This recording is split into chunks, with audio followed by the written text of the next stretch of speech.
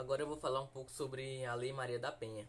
Só que antes de começar a falar sobre a Lei Maria da Penha, eu gostaria de contar um pouco sobre a história da Maria da Penha Maia Fernandes, que foi uma farmacêutica brasileira que no ano de 1983 sofreu severas agressões do marido, o professor universitário Marco Antônio Heredia Viveiros. É, Maria cursou a Faculdade de Farmácia e Bioquímica na Universidade Federal do Ceará em 1966. Maria da Penha fez um mestrado em parasitologia em análise clínicas na Faculdade de Ciências Farmacêuticas na Universidade de São Paulo em 1977. Sempre foi uma mulher muito forte e muito esperta. Maria da Penha conheceu na universidade o parceiro Marco, um colombiano radicado no Brasil. Em 1974, eles se conheceram, né? E ela estava fazendo um mestrado em farmácia. E ele estava cursando a pós em economia. E nesse mesmo ano eles começaram a namorar, já se gostaram bastante ali e os dois se casaram. E após o término dos estudos, o casal se mudou para Fortaleza e teve 3 filhas. A Maria relatou que as agressões começaram depois do nascimento das filhas. E ela sofria muita violência psicológica e física também. Mas como ela, suas filhas também sofriam bastante. E era muito ruim, como ela relatava, né? E em 1993, a maior das agressões ocorreu.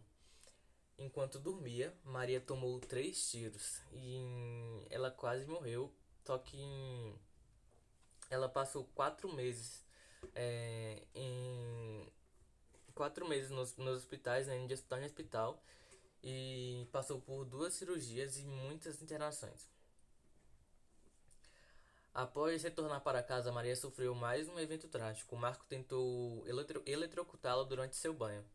Maria conseguiu sair de casa graças à ordem da justiça e deu início à batalha para que o agressor se responsabilizasse. E então, em 1991, ocorreu o primeiro julgamento, onde o agressor foi condenado a 15 anos de prisão. Mas alguns recursos movidos pelo advogado dele manteve ele em liberdade. O segundo julgamento foi em 1991 e ocorreu outra vez outra vez os advogados recorreram, né? Ele tinha sido condenado a 10 anos e 6 meses, mas de novo ele ficou em liberdade. Maria da Penha lançou um livro em que conta sobre as agressões que ela e suas filhas sofreram do marido. Alguns anos depois, conseguiu contato com 2 organizações muito importantes: o Centro pela Justiça e o Direito Intencional, e o Comitê Latino-Americano do Caribe para a Defesa dos Direitos da Mulher. Essas organizações ajudaram a levar o caso para a Comissão Internacional de Direitos Humanos e a Organização dos Estados Americanos. Em 1998, o seu caso teve uma repercussão internacional. Em 2001, o ativista condenou o Estado brasileiro por negligência e por ter silenciado o caso de violência doméstica da Maria. E o Estado do Ceará chegou a pagar uma indenização para Maria. O caso Maria da Penha foi uma exceção, na verdade. Ele apenas deixou mais claro que o Brasil e o mundo não estão preparados para esse tipo de violência. Ou seja, muita das vezes a violência doméstica não é levada a sério. Não era levada, né, naquele tempo. Até hoje, na verdade. E antes da Lei Maria da Penha, os casos de violência doméstica eram julgados por juizados especiais em crimes, responsáveis pelo julgamento de crimes considerados de menor potencial ofensivo. Isso levava ao grande número de arquivamento de processos de violência doméstica, conforme levantado pela justiça Carmen Em de Campos. Então, foi assim que o governo brasileiro se viu obrigado a criar um novo dispositivo legal que trouxe maior eficácia para a prevenção e punição da violência doméstica no Brasil.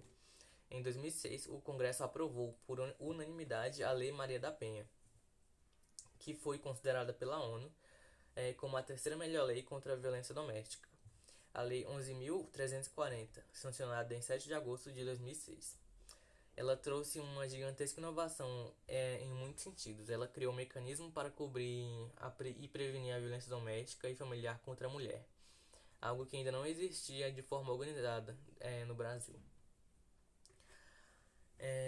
Algumas novas medidas a lei trouxe algumas novas medidas. Antes, crimes eram julgados por juizados especiais criminais, conforme a Lei 9.099/95, onde os julgados de crimes menor potencial ofensivo. Depois, com a nova lei, essa competência foi deslocada. Agora ficam responsáveis pelos casos os novos juizados especializados em violência doméstica e familiar contra a mulher.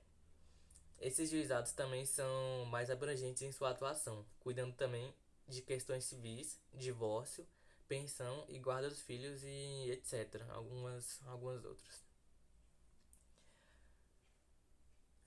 Antes da Maria da Penha, essas questões deveriam ser tratadas em separado na vara da família.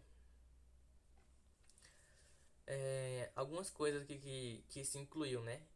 Com a Lei Maria da Penha, que foi a detenção do suspeito de agressão, agravamento da pena, desistência da denúncia, o aumento de penas, né?